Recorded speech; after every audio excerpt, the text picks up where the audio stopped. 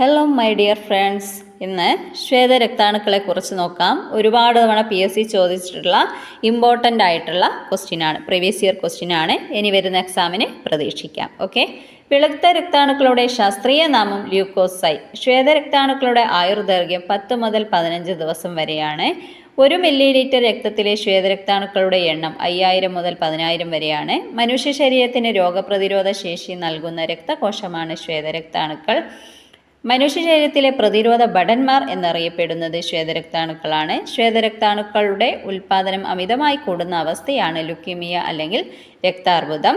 WBCയുടെ അളവ് കുറയുന്ന അവസ്ഥയാണ് ലൂക്കോപീനിയ. പ്രധാന ശ്വേതരക്താണുക്കൾ basophil, neutrophil, eosinophil, lymphocyte, monocyte. ഇതിൽ ലിംഫോസൈറ്റ് ഒരുപാട് തവണ ചോദിച്ചിട്ടുണ്ട്. ഏറ്റവും വലിയ ശ്വേതരക്താണു മോണോസൈറ്റ്. രോഗാണുക്കളെ വിഴുങ്ങി നശിപ്പിക്കുന്ന പ്രവർത്തനമാണ് ഫാഗോസൈറ്റോസിസ്. Okay, thank you.